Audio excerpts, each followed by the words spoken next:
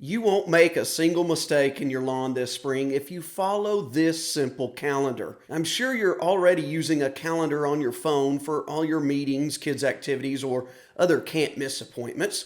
So why not use a calendar for your lawn tasks too? This type of calendar is different though, and here's what I really like about it. Everything's not set in stone on a specific date and time. It's flexible. It gives me acceptable and best times to do my yard work, as noted by the A's and B's. And I don't have to stress out if I miss something. I can just get things done when I can. For me, lawn care is an enjoyable hobby to escape the hectic routine of everyday life and decompress, not an obsession.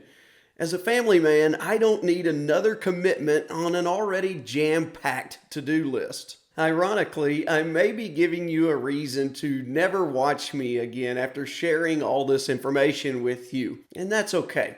I'm here to help and happy to do so. Since day one, 7 years ago, 99% of the way I take care of my yard has come from using this resource. It's all readily available to you, but if you would rather watch videos about it than do the digging yourself, that's where I come in. I'm talking about your local extension office. My primary office is the University of Arkansas Division of Agriculture Research and Extension, but I also glean information from others like Oklahoma State, Texas A&M, and Purdue University, just to name a few.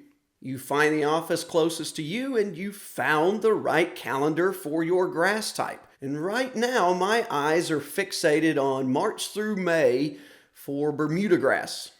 And this calendar is going to tell me everything I need to know, beginning with mowing.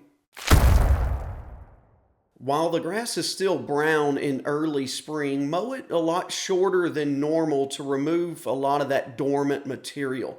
This is called scalping.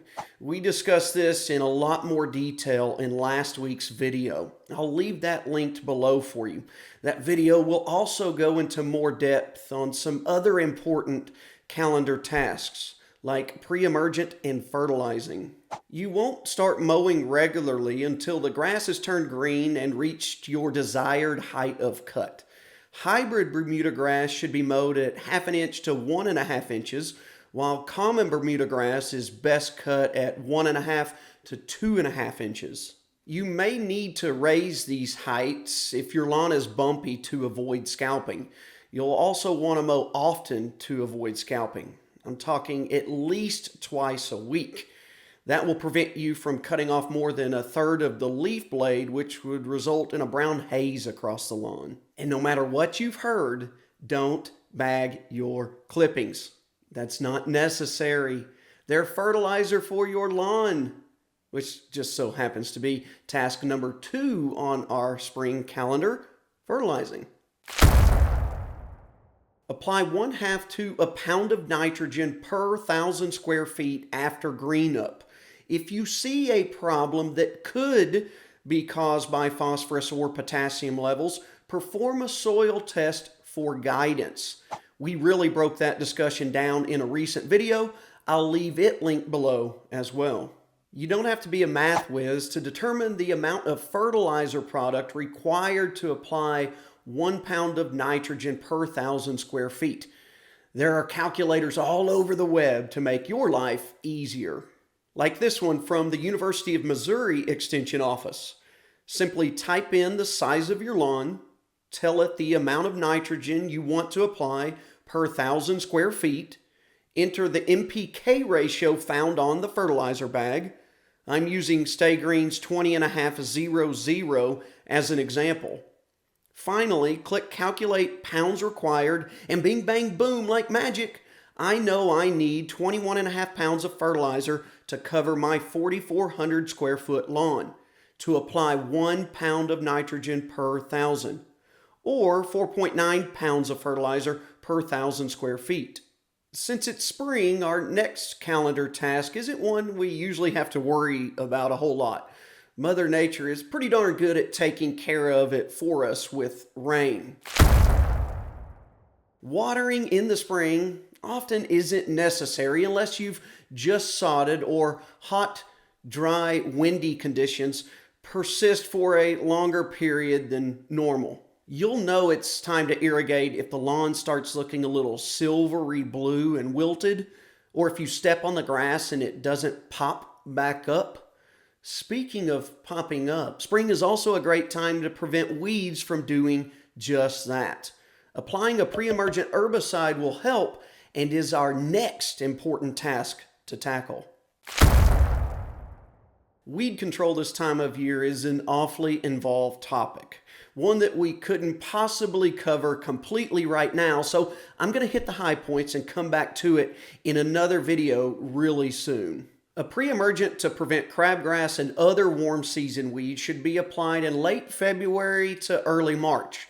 Post-emergent herbicides can also be used in spring to kill broadleaf weeds. Now, weeds might not be the only thing popping up in your lawn during this part of the season. Don't be surprised if you see some disease. Small brown-colored spots showing up in your lawn several weeks after green up could be a sign of dollar spot.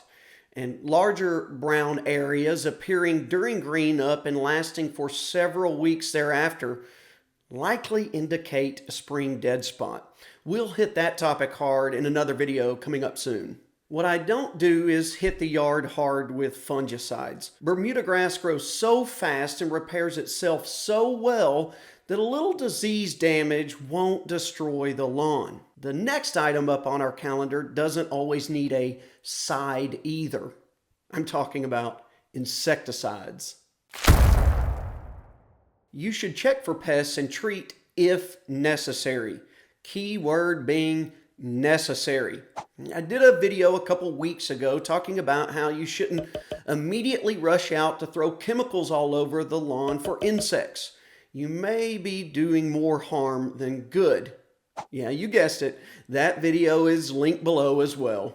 Spring is an ideal time to sod, plug, or seed Bermuda grass as the temperatures start warming. Unlike cool season grasses, Bermuda needs the coming heat to establish and thrive.